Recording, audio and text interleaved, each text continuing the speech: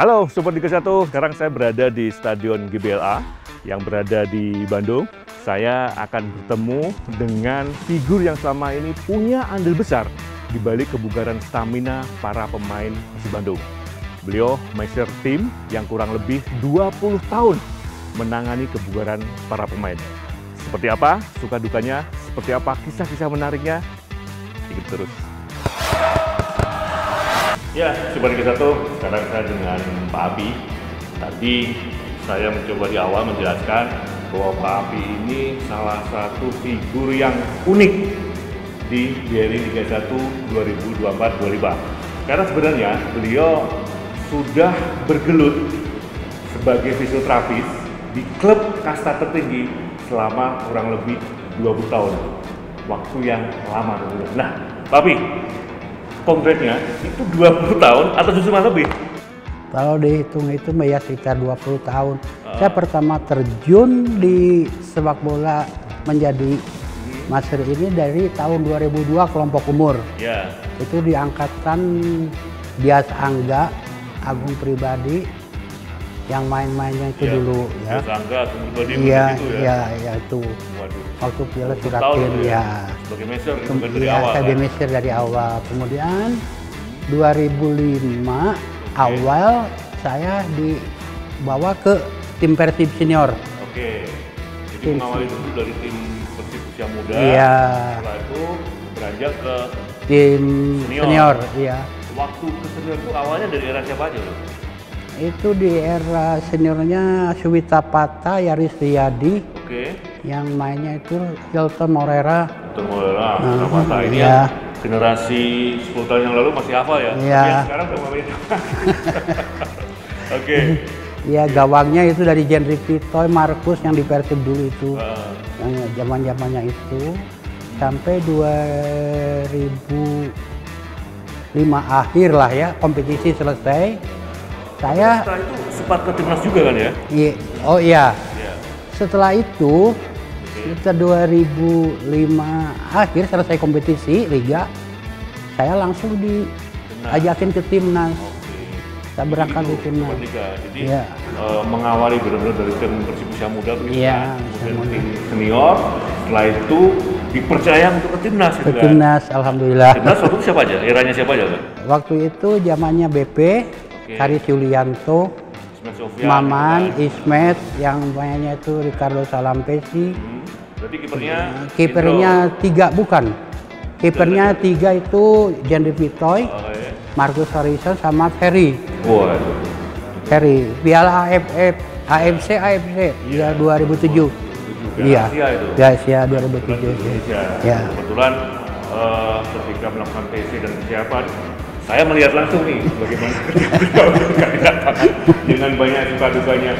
Jadi tangan beliau ini sudah memegang banyak pemain-pemain dari yang menjadi legenda Persib saat ini sampai dengan pemain timnas.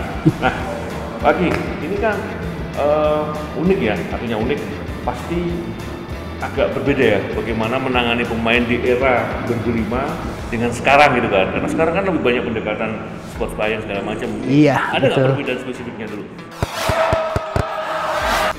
Kalau dulu kan fisioterapi belum masuk ya kalau dulu ya ke tim nasional. Gitu ya? Iya, apalagi ke klub. Yang begitu masuk ini sama-sama aja. Kita malah bisa kerjasama. Kita bisa sharing, kalau ada yang cedera kita bisa sharing. Harus dibagaimanakan. Kadang-kadang orang fisioterapi ngelempar ke saya dulu. Kadang-kadang saya ngelempar dulu fisioterapi. Kerjasama aja supaya baik itu. Itu jadi ini yang menarik, dulu belum ada, sekarang ada fisioterapi, iya, kerjasama yang baik. Kalau 20 tahun terakhir ini kan total, kalau awam melihatnya banyak masa kerja gitu. Apa sih yang selalu terjadi biasanya ketika Pak Agi ini menangani pemainnya cedera atau apa gitu kan? Iya. Yang paling jadi tangani cedera apa tuh?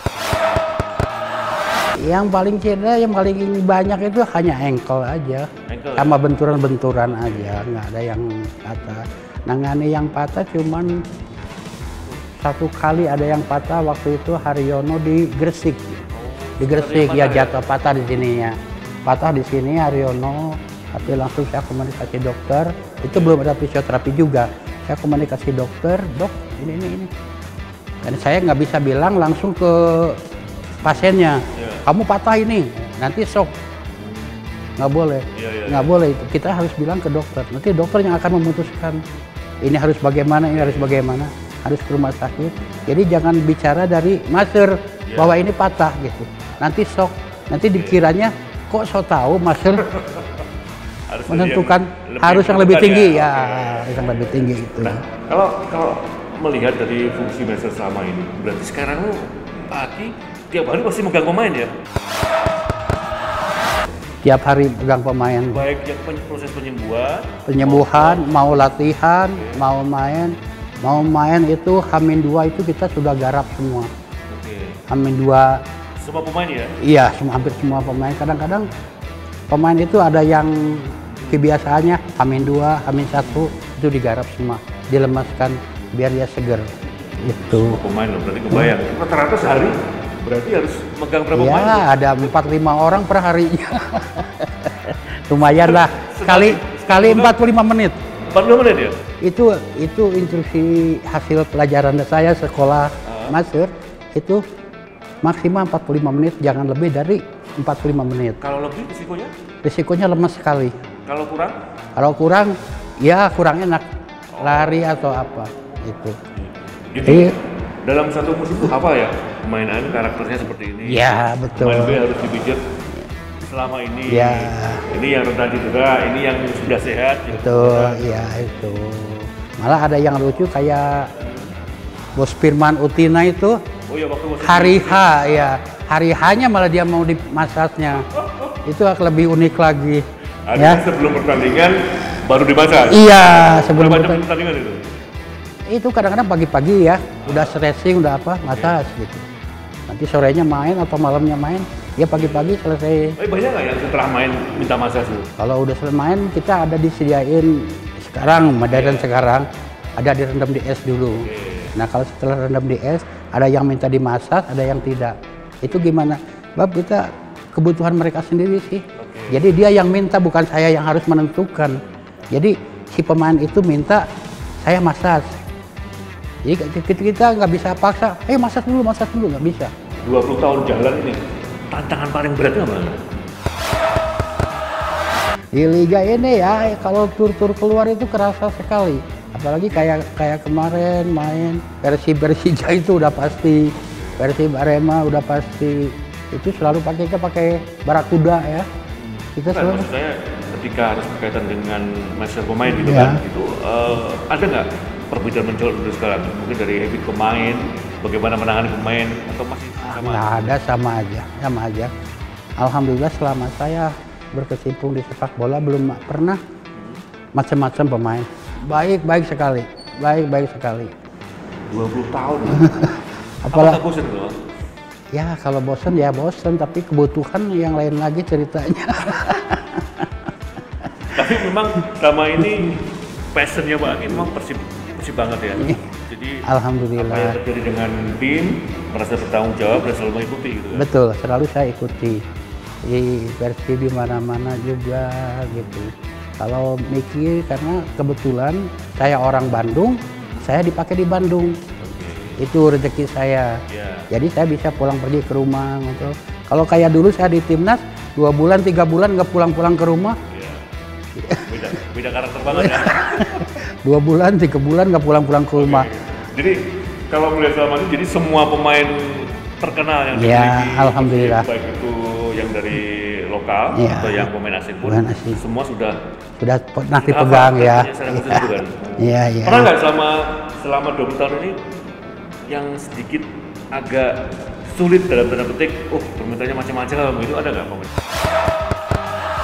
Alhamdulillah tidak pernah ada yang begitu. Pokoknya dia minta dimasak saja. Dan saya selalu tidak saya manggil harus dimasak, tidak. Karena kan kebutuhan dia sendiri, bukan kebutuhan saya. Dia mau enak ya masak dong. Kalau nggak mau enak ya terserah sendiri begitu. Ini tadi kan penjelasannya sehari bisa 4 sampai 5 pemain, satu pemain 45 menit. Nah, Itu kan ketika melakukan massage itu kan bukan hanya soal pengetahuan ya. Ya, Tapi kan ini butuh tenaga ini. betul, betul. Nah, kalau kondisi meriang itu gimana? Saya ada lagi yang meriang nih, bukan pemainnya ya. ada fisioterapi, saya teman saya minta minta dipijat tolong, ya? saya mau strum. Ini biasa mijat, ternyata butuh dipijat juga. Begitu, kita minta tolong sama fisioterapi. Saya nggak enak badan nih, tolong dia kasih terapi, bilang sama dokter kasih obat, udah. Sehari 2 hari. Yang tidak menghinakan dari dulu sampai sekarang, 20 tahun berjalan ya, ada nggak? Yang sampai sekarang pengalaman itu nggak terlupakan? Mungkin sempat salah mijit atau apa, sehingga tambah dia tinggal pernah kayak itu. Enggak, alhamdulillah masih dikasih kekuatan, saya lancar-lancar aja, ngurusin pemain gitu. Atau ada pemain pada saat masa tidur itu pernah ada? Sampai tidur ada. Wah. Sampai tidur. Memang tugas kita kan gitu. Pemain harus bisa tidur. Oh gitu? Iya. Kalau mau main kan harus bisa tidur. Jadi pemain ketika dipijat dia tidur, Iya. itu biarkan itu ya? Biarkan aja, udah selesai. Nah, kalau nggak bangun-bangun, sore tinggal aja? Ya udah aja tinggal, nggak usah dibangunin lagi. Oh, Karena gitu? dulu saya dikasih tahu sama Ivan Kolev dulu. Oke, iya. Ya, pelatih Ivan Kolev. Kamu jangan sekali-kali gedor kamar pemain. Oke. Saya juga kenapa nggak boleh Iya. gedor kamar pemain. Nggak buru-burunya gitu. Nanti kamu jangan gedor-gedor, kamu nanya mau dimasas nggak boleh. Sebab pemain itu lagi tidur, kita gedor, dia bangun pusing dia. Nanti dia konsentrasi latihan atau mau apa. Nanti biar pemain aja yang manggil kamu. Masuk akal juga kata saya ini.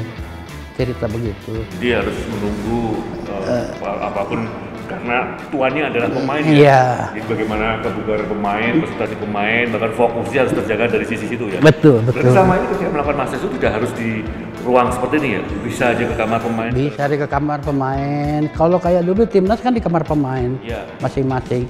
Jadi tiap malam saya masuk kamar-kamar pemain. Ada datanya siapa yang minta duluan, kedua, ketiga, terus minta Nah, gitu. kalau sehari 4 sama 5 pemain, sementara yang minta 10 bagaimana? Ya kita tangguhkan dulu, ini udah banyak, kita tangguhkan dulu, karena kita tidak mampu. Kalau iya, hutan dulu. Kadang-kadang kan ada pemain yang suka manja gitu ya. Saya mau dipijit nggak ini, harus itu dulu, ini dulu. Kayak aplikasi gitu. Nanti kan saya nggak enak sama yang lain, yang sudah minta duluan. Ini saya minta duluan, kok ngerjain itu dulu? Udah Gitu. mirip antri dokter aja ya? Iya. Dan sakitnya juga kan? Iya.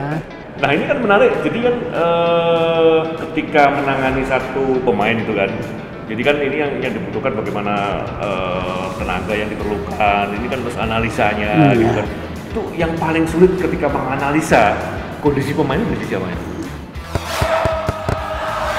Kita udah dipelajari ya, pijit waktu mau main, pijit setelah main, itu ada tekanan-tekanannya harus segimana. Tidak boleh terlalu keras Jadi kalau mau main. Kalau angkat itu cukup Iya. gitu ya. Kadang-kadang pemain ada yang pingin keras sekali, ada yang biasa segala macam. Kita juga suka nanya, gimana ini, mau keras, mau pelan, gimana? Tapi kalau mau main, kita sudah tahu ini mau main, tidak boleh keras. Jadi biasa-biasa aja, supaya nyaman aja dia gitu. Ya, sampai sebetulnya sobat juga. Jadi ini profesi memang jarang, unik, tapi butuh telatenan. Iya, betul. Bukan hanya knowledge soal body pemain, tapi harus punya insight yang lebih ya. Iya. Bagaimana melihat kondisi pemain secara keseluruhan. Betul. Untuk otot kaki dan Iya, sebagainya. betul begitu. Tapi kalau massage yang berkaitan dengan pemulihan cedera, Ya, beda lagi. beda lagi, ada lagi. Kalau ini cedera misalkan kayak sekarang ini ada yang banyak yang dioperasi di lutut. Oke. Nah itu daerah ACL situ ACL. Daerah itu sudah tidak boleh dimasas. Jadi yang dimasas yang lain-lainnya Oke. gitu. Karena di sini kan ada bekas operasi. Takut kita masas tekan, nanti sobek lagi. Oh. Jadi kita udah. Jadi di level ini harus butuh kerjasama yang akurat. Yang ya, akurat, dengan iya, dokter, iya, beberapa betul, segala betul, macam betul. diterapkan gitu ya. Nanti saya ada petunjuk dari dokter, itunya jangan dimasas. ini yang perlu dimasas gitu. Tapi yang jelas bukan kayak seperti mitos ya, ada yang bicara tambah daun-daunan. Oh alamnya itu ya. Oh alamnya. Mungkin zaman dulu ya, almarhum bapak saya sendiri, karena saya ada turun dari bapak dulu ya. Turun dari bapak baru sekolah kan.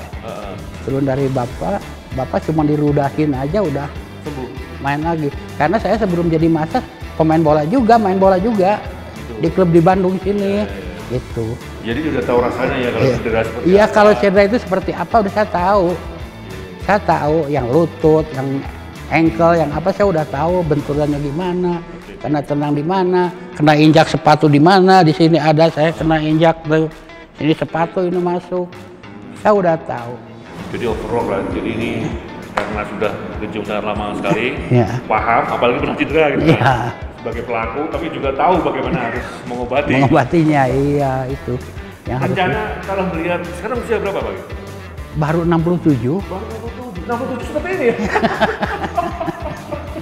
Baru 67. Kira-kira berapa tahun lagi bisa mempertahankan kondisi, kemudian mempertahankan apa ya, powernya, kan pasti beda nih. Iya betul. Harus memegang pemain, tubuhnya kan keras kayak batu kalau kita bilang kan.